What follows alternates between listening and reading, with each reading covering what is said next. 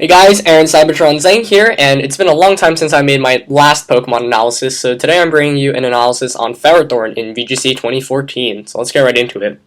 So if we take a look at its base stats, we see 74 HP, 94 attack, 131 defense, 54 special attack, 116 special defense, and 20 speed. So ignoring special attack, which obviously you don't need, he has some pretty incredible stats.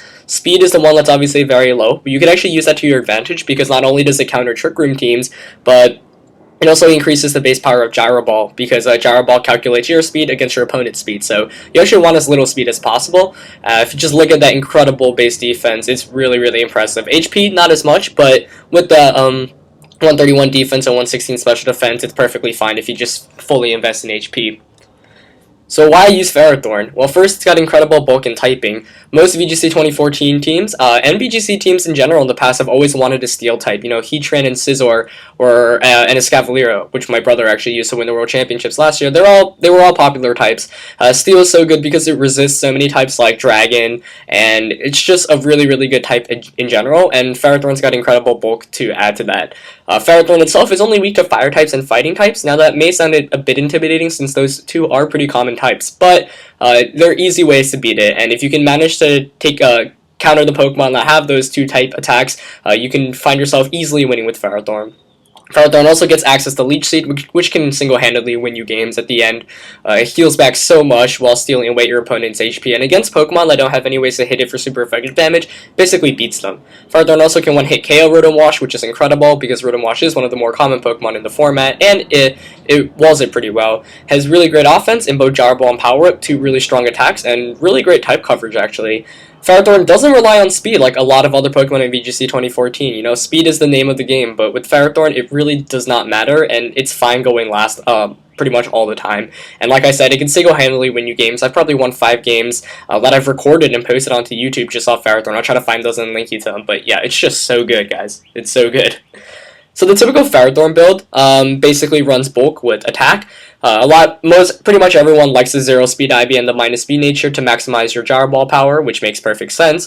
Ray Rizzo, 3-time world champion, now 2-time regional champion, won Virginia regionals earlier this winter, and his set is probably the most common build. I actually use it too. 252 HP, 204 attack, 52 special defense. Idea of this is to get the one-hit KO on Rotom Wash with the Brave nature and still have as much bulk as possible. Common items I've seen on Ferrothorn include Lumberry, Rocky Helmet, and Leftovers, as you see, and I've even seen Choice Band been used, which is kind of crazy, but you'd be surprised how much damage it can do.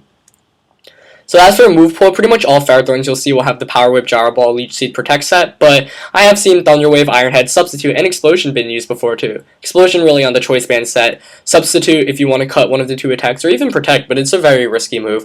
But if you get Substitute, Protect, and Leech Seed, you're healing back so much HP, but I really don't like cutting Power Whip or Gyro Ball. Both you really need to get maximize your offense. Thunder Wave is an interesting move, but once again, the 4 moves that most normal Ferrothorns have are just so important, so cutting a move is often difficult. And Iron Head, people like, you know, to hit Pokemon like Mega Abomasnow, because, you know, Mega Abomasnow and other Trick Room Pokemon are very slow too, so Gyro Ball won't be dealing much damage, whereas Iron Head will do more, especially to Pokemon like Amoonguss too, which are very common. So here's a sample set, same Pokemon as before, Ray Rizzo's Ferrothorn, Protect, Power Whip, Leech Seed, Gyro Ball as I earlier mentioned, 0 speed IV with the EV spread of 252 HP, 204 attack, and 52 special defense. This one runs a Lumberry. Ray built his Ferrothorn to beat Rotom Wash. You know, Rotom Wash often tempted to go for the Willow Stump to Ferrothorn. Ferrothorn says no, Lumberry blows that burn away, and Power Whip to get the one-hit KO back onto Rotom. So let's talk about EV spreads. Ferrothorn's an interesting Pokemon. I've tried out both Brave and Relaxed Ferrothorn, and I really don't notice that much of a difference, and I'll go into which one I recommend later, but, you know, to start off, Ferrothorn's so bulky, so it can survive basically any non-fire type attack, and it can survive most fighting type attacks, as long as it's not a super powerful one like from Mienshao or Mega Heracross or Mega Lucario. So you have to ask yourself whether you want Ferrothorn to last longer or whether you want it to just pick up KOs. And the item is very important in deciding that, whether you go with Rocky Helmet, Leftovers, or Lumberry. So deciding on the nature is the most important one. I like Brave if you want to ensure the one-hit KO on Rotom Wash. Relax or any non-attack one doesn't ensure the one-hit KO, but it does give you more bulk. 2 sample EV spreads here. The first one's Ray's Brave one. Second one is Randy Qua, one of the best players from Canada made it to Worlds last year and barely missed out on top cut. He used a spread of 252 HP, 68 defense, and 192 special defense, relaxed nature back in Canada regionals. I think he finished 5-2 there, and his idea was he just didn't really want as much offense since he didn't feel the need for it. So this one maximizes basically your defenses, and with leftovers and leech seed recovery, you're healing back more. The one bad thing about using Ray's set is since you're using a Lumberry, you don't have leftovers as means of recovery, so you're not healing as much as you'd like. But let's take a look at some damage calcs. So here are just 4 that I included that I felt were relevant. I didn't include any fire type attacks since basically anyone that's even reasonably powered will KO your Ferrothorn. So there's no point in trying to even to survive that. You could in theory use Akaberry, but I feel like that's kind of a waste on Ferrothorn. So the first one is using Ray's attack Power Whip. That's versus a normal Rotom that you see nowadays. You see with 204 attack, you get the guaranteed 1-hit KO. Whereas even if you invest max attack with a relaxed nature or a non-attack boosting nature, you only have a 68.8% chance of 1-hit KOing. And you really want to KO it before Rotom Wash gets the burn on you. So if you're running Lumberry, it's huge to just KO it and go away without a burn. Burning Ferrothorn is one of the better ways to check it because it decreases its attack and it's losing more HP than it's gaining. Here you see an Adamant Parental Bond Mega Kangaskhan Power Up Punch against just max HP, not even any defense investment. You see there it does around 33 to 39%, which is 3 KO, but obviously you're not going to let that Kangaskhan get up there. What's important here to note is the Iron Barbs and Rocky Helmet damage. If you only have Iron Barbs, you're doing 25% since Iron Barbs is an 8th, but if you have Rocky Helmet, that stacks up to 53%.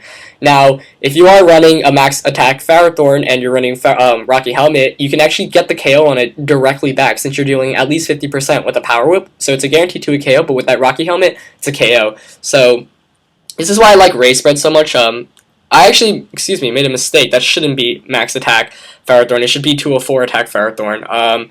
But that still should be enough. I actually annotate that in. My bad, I put 252 attack when I was doing the calc. But either way, I want to talk about one of my favorite things. Kangaskhan, not exactly the best counter to Ferrothorn. One thing I really like to do with Ferrothorn is actually, switch it in on a fake out and instantly deal 25 to 53%, whether I'm using Iron Barbs or including Rocky Helmet as well. My personal recommendation for EV Spread is definitely Ray Spread. It does everything I needed to do. I've had no problem with it. Not having leftovers is fine. I like the Lumberry. Lumberry's a bit situational, but you don't want Ferrothorn to get burned, so I think it's a great item. But Rocky Helmet's so annoying to deal with too. Also one of the best items onto Ferrothorn. So some effective checks to Ferrothorn include Fire-type Pokemon, obviously, as you see there. Fire-type attacks, I like Tyranitar, Manectric, and Salamence. Hydreigon too. Grass-type Pokemon, because Ferrothorn can't really hit them very hard. For example, Amoonguss, Venusaur, and Rotom Cut, but those aren't actually really checks. They're more like, okay, I see that Ferrothorn's not dealing much right now, so I can ignore it and target my efforts and spend my efforts on targeting Ferrothorn's partner. So, for example, Ferrothorn can't touch Amoonguss, so Amoonguss is free to Spore Ferrothorn's partner, Venusaur, likewise Rotom Cut. Fighting-type Pokemon, for example, Mega Lucario, Mienshao, Mega Heracross even, just to get that one-hit KO Fighting-type attack. Otherwise, I don't really like Fighting-type Pokemon as counters. You can always burn it and Intimidate it as well, but of course, Ferrothorn does often run Lumberry and Intimidate. Not going to matter too much in the long context because Ferrothorn's going to want to Leech Seed more than attack. In conclusion, Ferrothorn walls a good amount of the format. If you can identify and KO its threats, Ferrothorn can actually just win you games in the end with its bulk and Leech Seed. It also has impressive offense, and the ability to wall one-hit KO Rotom Wash is just so huge in VGC 2014. And guys, definitely, if you see a Ferrothorn team preview, make sure you bring at least one way to beat it, because if you don't have any way to even hit it for super effective damage, you'll find that's going to give you a very tough time. And personally, when I have Ferrothorn and I look at Team Preview and I see my opponent has nothing to hit it for super effective damage, I'm like, alright, this is going to be an easy win since Ferrothorn can just clean up the game. You can always double target Ferrothorn as a means of trying to KO it, but it's really difficult. So I'd recommend at least having one super effective fire-type attack when you're building a team, because Ferrothorn is a very big threat. As is Aegislash, and having a way to hit super effectively for steel types is huge, so that's why I always recommend a fire type on a team. Anyway, that's it for this analysis, guys. Give it a thumbs up if you liked it. The more likes I see on this, the faster I'll produce another video for you guys. As always, hope you enjoyed the video. Like, comment, subscribe if you haven't already, and I'll see you next time. Alright, peace.